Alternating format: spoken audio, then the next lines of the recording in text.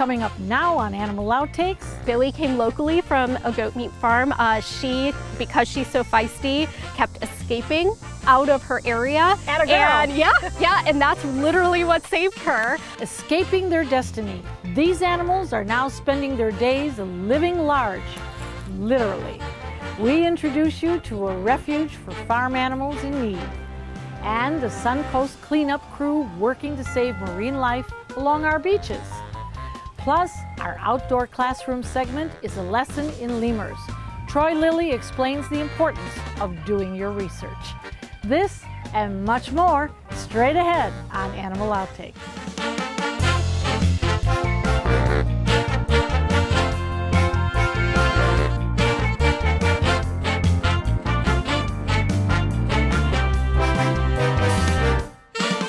For Yesahcan Sanctuary, it all started with a Cornish cross hen named Lady Gaga.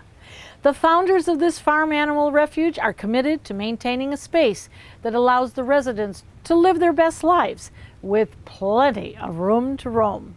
We traveled to Arcadia, Florida to learn more about their mission.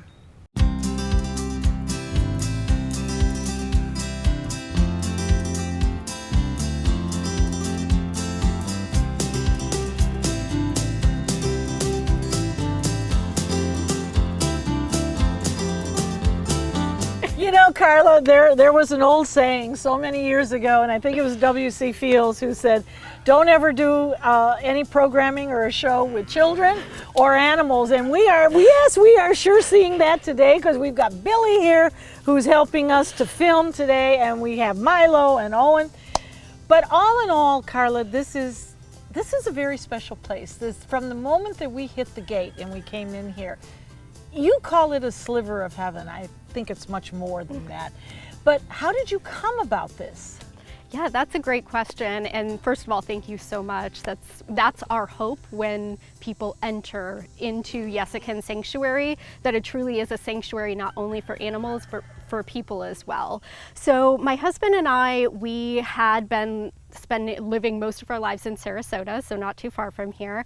And when we first got together, we started fostering and rescuing dogs and cats. And a little over 6 years ago, I started working for the Humane Society of the United States. That's my paid job.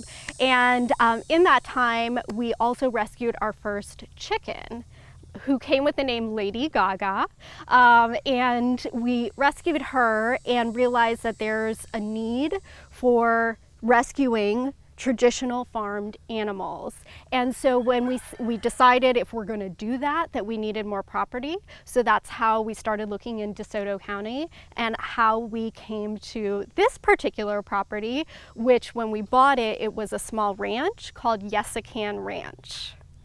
And so then when we moved here, we knew that obviously we wanted it to be a sanctuary, but we really liked the idea of the name Yesahcan, thinking, yes, we can do this. Yes, we can rescue the animals. Yes, we can provide a refuge. So that's kind of our motto in Yesahcan Sanctuary. Why don't you tell us a little bit about the agricultural industry that we should be aware of every time we sit down to dinner? Yeah, and that's a really great point. And part of our mission is not only rescuing the animals that you're seeing here today, but also providing education opportunities to provide a little bit of insight or planting seeds. And unfortunately, you know, a lot of times we have the vision of red barn and the cows and the sheep and the pigs grazing and living a beautiful life. And for 99% of the animals that are raised for food, that is not their life at all. Most of them will never touch grass, see the sunlight, and live in horrible conditions, where if we were to see that, or think about the dogs and cats that we traditionally spend our homes and lives with, if they were in those instances, we would immediately be outraged and say that that's abuse, because it is. So it's very horrific to think about that. But what we really try to do, and like you said, with the stories of each individual resident that is here on the property, is to have everyone kind of think twice about that, or maybe I will skip a meal without meat today because of Billy or Milo. And the really nice thing is too, when we have, whether it's volunteers or even on-site events, I will, because I'm also a registered dietitian, so my life has been centered around food, prepare plant-based options. So people maybe have never tried dairy-free cheese or some of the really tasty meatless options. So this is also an introduction to thinking about, well, maybe I can swap out some of my food choices during the day or throughout the week that can lessen the need or suffering of the animals that are caught up in traditional animal agriculture. Now, Lady Gaga. Lady Gaga. When I first did research, I thought, wow, Lady Gaga came here. But Lady Gaga was a hen. She was, yes. Is she still with us? Sadly, she is not. Lady Gaga, who was our first rescued chicken, she is in the agriculture industry, what is called a broiler chicken, or the type of chicken that is raised for meat. And unfortunately, with the way that they're bred, they oftentimes have heart issues, arthritis, their legs cannot hold up their massive bodies, so they tend to have a shorter lifespan and many health problems. So Lady Gaga was able to actually make it here. We first rescued her in Sarasota. She was able to enjoy the sanctuary, but sadly passed away a little over a year ago. But her memory and really her rescue is what created this and led to this whole thing. She left a legacy. She did leave a legacy. Yes. So this is Lenny, our turkey, and he was rescued right before Thanksgiving last year. He was being raised, you know, that's the traditional Thanksgiving turkey. So how many animals now do you have? So we have a little over 80 total animals on the property. Yeah, that's a lot. Yes. That's a lot. Yes. So this is Felix, and he's about 750, maybe 800 pounds at this point. The sanctuary itself is 10 acres, so we have limited space in terms of the amount of animals that we're able to rescue and say yes to. So we do look oftentimes at some of the more special needs cases. I'm really lucky in the fact that my paid job allows me to work from home, so I am here, but we also have a really great group of volunteers. So the sanctuary is a nonprofit. All of our funding is based on donations and volunteer support. So we have been able to have some really great community volunteers that come and help us as well. Now, how did most of them get here? Did you know of a atrocity and go and get them? Or did they find their way here by somebody else or come right up that road? We've had a little bit of all of the above. So Billy, who and many of the goats here, Billy came locally from a goat meat farm. She, because she's so feisty, kept escaping out of her area. Atta girl. And yeah, and that's literally what saved her in that situation. Milo here, one of our farm pigs, he actually came from the Midwest when a truck transporting hundreds of piglets to the finishing facility crashed, and he was one of the lucky ones that was able to escape and then find sanctuary as well. We also do have like some, as you've seen on the property, Muscovy ducks or some of our feral pigs, which are technically wild. However, like with Muscovies, if they're injured because they're considered an invasive species, unless there's a sanctuary or a place that's willing to house them, then they have to be euthanized. And so in thinking about that, most of the animals have been, we are contacted. He doesn't even know his own size. He still, when he came to us, not to change the subject, but when he came to us, he was 12 pounds. And that was a little over a year ago. I would say he made up for lost time. And he still has probably 3 more years to grow. So we have some over there that are about 700-800 pounds, so he'll easily get as big as that. So yeah, so we a lot of times get them from various different situations, but I would say the majority of them are people that, whether it's rescue situations like Milo or in that situation where someone was able to find Billy, then they reach out to us and oftentimes are even willing, which is really helpful, transport them here. Yes. Why do you do this? Well, I would say that from a very young age, I had a strong affinity, like most children, for all different kinds of animals. So I think that there were little seeds that have been planted throughout my entire life where I saw that there was something just not right about the food system in many ways, and part of that did stem me to become a dietitian. And I worked for many years with Sarasota County schools doing nutrition education and doing more preventative, and now we, seeing the need for the animals as well as raising awareness so that people can come and see the individuals as they are, that they are no different than the dogs and cats that we share our homes with. So I think just having an opportunity for people we have so many people that come and say, well, I've never interacted with a pig before, or a goat, or a chicken, and just to see that they roll over and want belly rubs, it's amazing. So just also giving that opportunity to the community to raise awareness in ways that we can, just a small sliver of making a change. For more information on this sanctuary, you can go to their website, Yesahcan Coming up next on Animal Outtakes, we head out to Lido Beach and walk with a local cleanup crew. You won't believe some of the garbage they find on our coastline. Plus, a little later in the show, a lesson in lemur. Stick around. I need a vacation. Life is exhausting. I want to relax and enjoy some me time. Then Dante's Den is the perfect place for your vacay stay. Spacious air-conditioned dens, plenty of room to exercise and run, and a pool to swim in. Whether it be an overnight stay, short or long-term, Dante's Den is waiting for you. For more information, visit dantesden.org. Ah, my land shark in the water! You love your dog, but is he hard to handle? Barking, biting, jumping, chewing, hard to walk? Is your dog aggressive? Have you tried everything and nothing worked? I'm Will Thomas. Dogs are my passion. I can help you with your dog. My methods are so unique, I only need one session in your home. To learn more, look at my website, willthomasdogwhisperer.com, or call me at 941-377-0243. I can help you fast. What's going to happen to me if something happens to you? That's when Dante's Den steps in. You can make plans for your pet's continued lifetime care in the event you can no longer be there for them. Amenities include spacious dens, medical care, area to run free, and a swimming pool.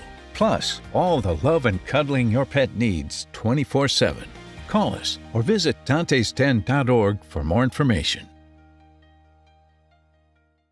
Dante's Den presents Top Dog 2021. Join us for a one-of-a-kind dog show. Enjoy dinner and cocktails, and have your dog compete to win the Top Dog Award. Don't miss a chance to meet our special guest, renowned psychic Michael Bodine. All emceed by Bob Harrigan of ABC 7. Choose your night. Saturday, October 9th, 6 p.m. at the Bradenton Yacht Club, and Saturday, October 16th, 6 p.m. at the Bird Key Yacht Club. Get your tickets now.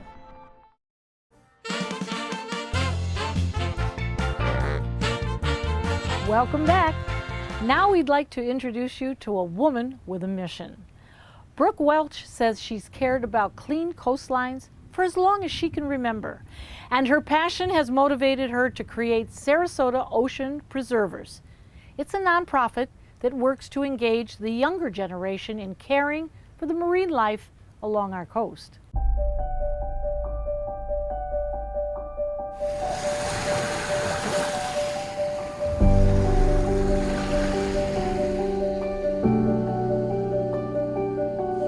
We're off South Lido, which is also known as Ted Sperling Park. It's our current default cleanup location.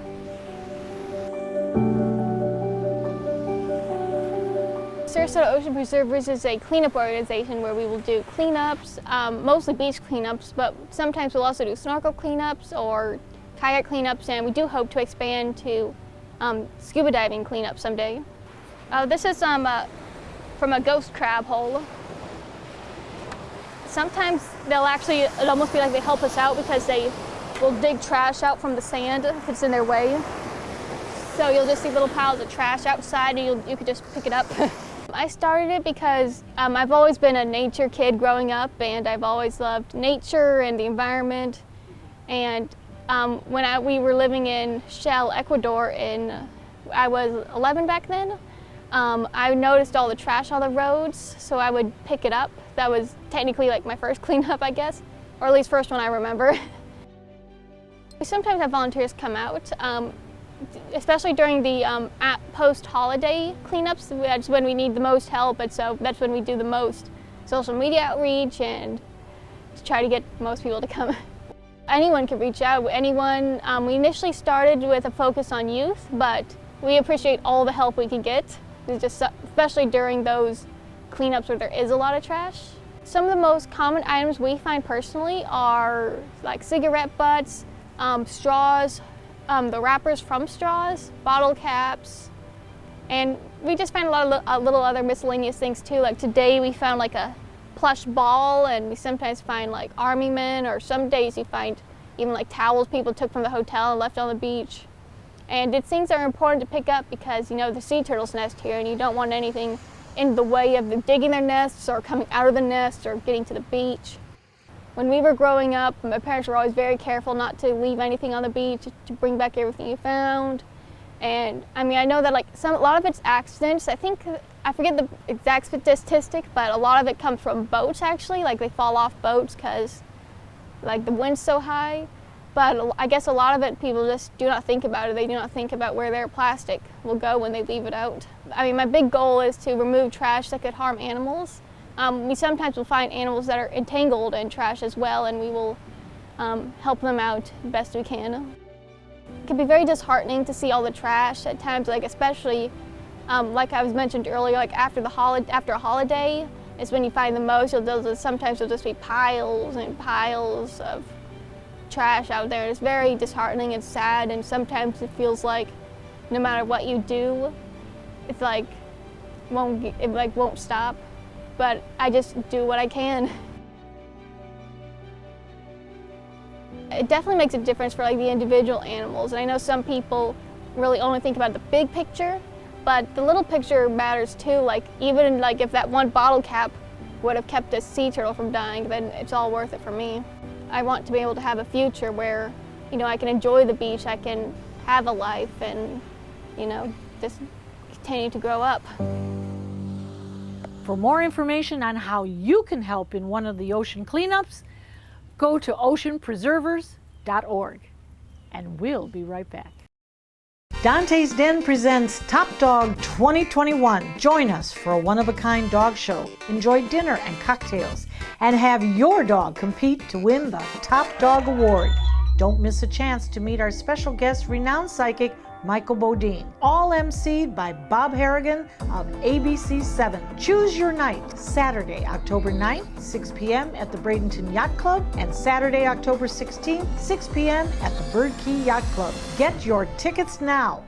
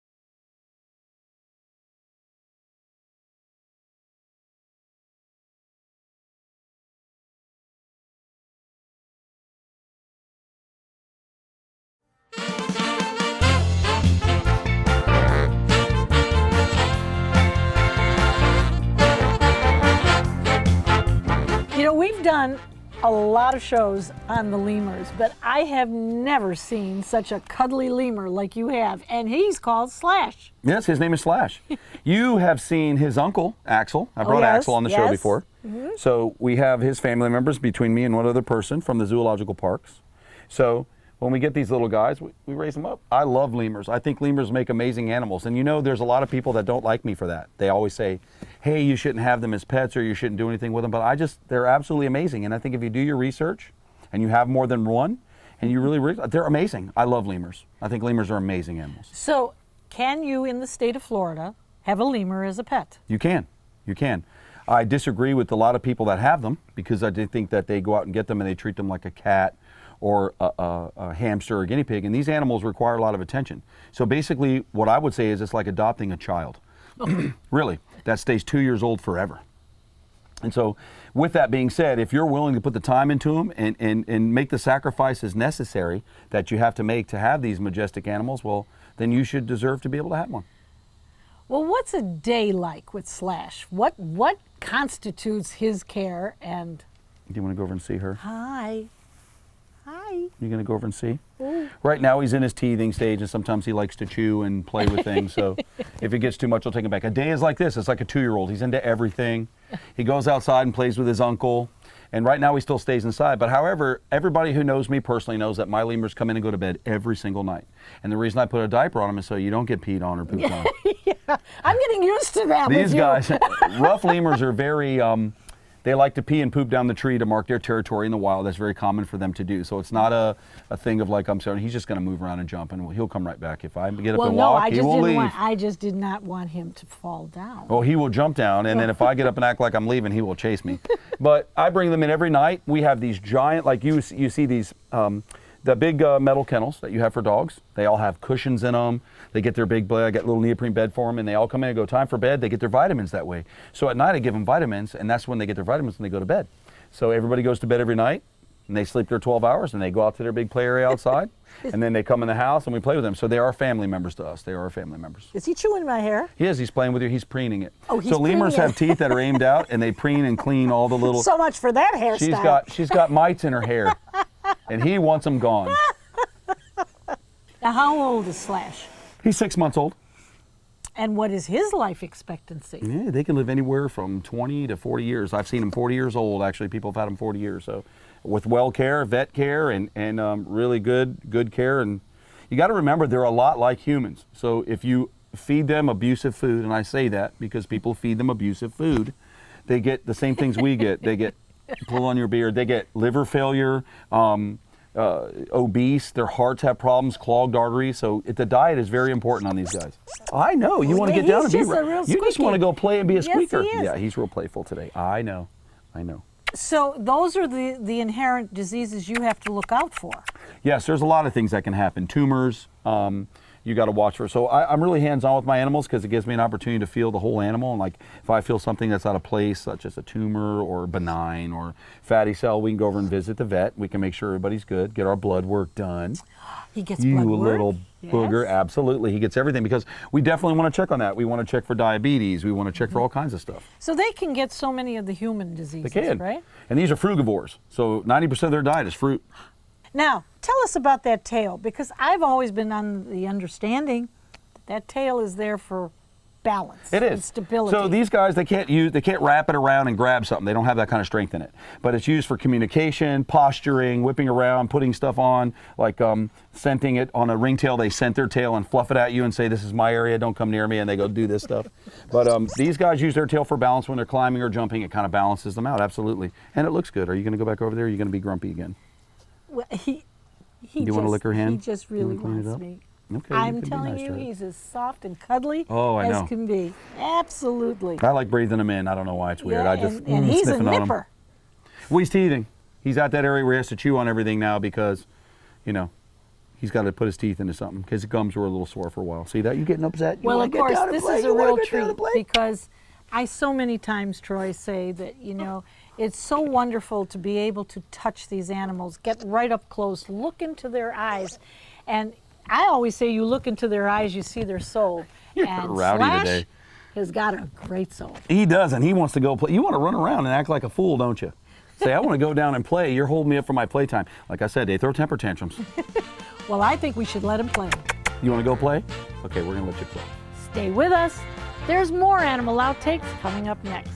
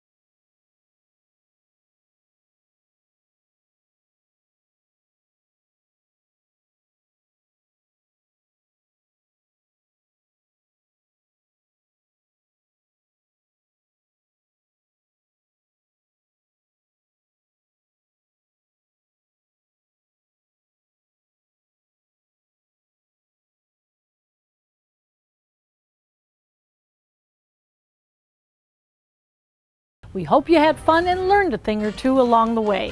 We'll be back here again next week with even more animals and some wild adventures. Until then, thanks for watching. Yeah, it should be... Frugivore? Yeah. The camera person just asked if that was a real word. And I'm really upset because she knows better. I think we're okay. Okay.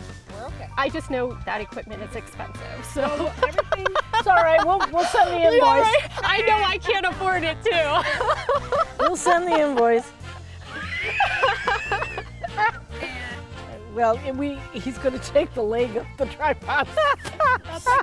Milo, don't get me dirty now. He's like... Something got quickly. Uh-oh. Something really got me. I do have bug spray if you need it. That's okay. No, it pinched. Yeah, okay, sorry.